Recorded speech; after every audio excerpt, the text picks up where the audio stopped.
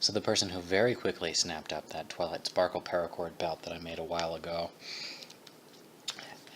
has also elected to order 2 more. One set of Daring Do, which is what you're looking at right now, and one set of Fluttershy, which still has to be ordered and put together and paid for and all of that. Anyway, Daring Do was something of a challenge because I don't have 6 colors of gray. I have 2 colors of gray. There's the light here and the dark. That's 2 strands of light, 3 strands of dark, and then 2 strands of black to finish it out so that it has enough banding on it, like that.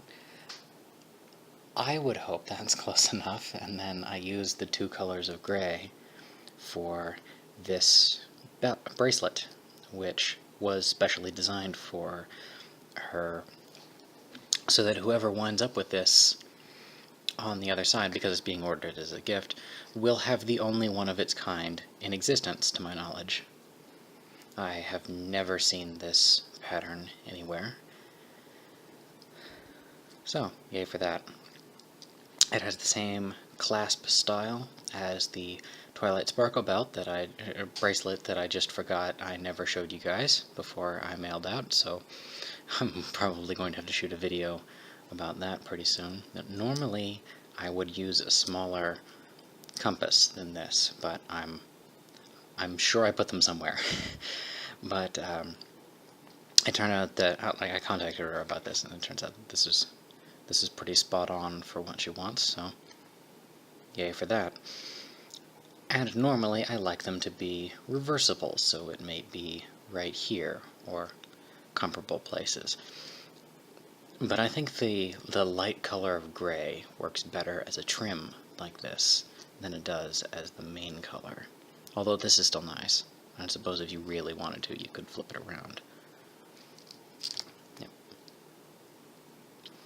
I like this anchor knot. I really have to do a video talking about all the different kinds of clasps that I have. You can fold it open to take it apart very easily, but it holds its shape with the little wings sticking out there. Serviceable, although it's much better this way around. As some of the smaller compasses, the bubble in the fluid, there's no fluid in this one, gets trapped underneath and will drag the bezel around. Bezel? Is that the right word for that? Drag the disc around so that it's not actually... That's my phone. So that it's not actually showing the correct direction being north. Alright. So this is about 6.5 inches from memory, although the exact specifications will be wherever comments are in the future, because I'm pretty sure that by the time anybody is actually watching this, it will be the distant future, and YouTube will have changed its structure. Or so we can hope. I hate those Google Plus comments. Anyway, the bracelet is made out of 8 feet of paracord that I measured and cut and then made the bracelet, and it was by adjusting the tightness of each stitch that I control the length in the end. A somewhat similar process was done with the Daring Do belt. It's 39.5 inches measured from the neck here, which looks like it's gotten quite a grip there, all the way out to the tail and tail clasp. And when it's all unspooled, and if all the ends here were attached end to end to one another, it would be 59 feet. For approximately a 40-inch belt, I think that's pretty awesome, especially since it only took me about 15 minutes to make the thing. That's excellent. Okay, now, I didn't have nearly as much time to come up with nerdy facts that I could build into this, because the Twilight belt, we spent a good 2 months, like chatting about periodically before we actually made it. A special touch, though, is that this knot right here that forms the very bottom, and it's a little difficult to see because the lighting does not agree with the belt buckle.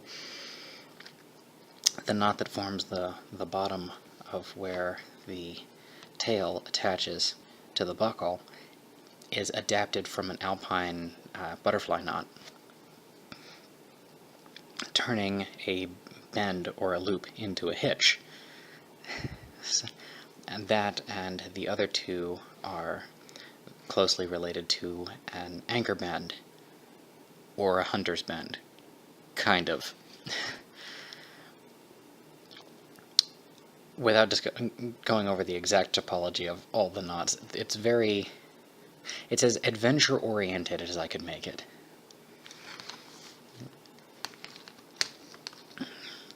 These cross stripings were meant to emulate the banding of Daring Do's mane as closely as possible. And the same people who made the last belt buckle, the Twilight buckle, also made this one. It's a slightly different shape, but I'm not really complaining about it. I think it looks fantastic. Cut! I should also mention that the bracelet, like all of the bracelets that I ever make, is quick release. So whoever winds up with this, the first of its kind, congratulations, you also happen to have a quick release bracelet.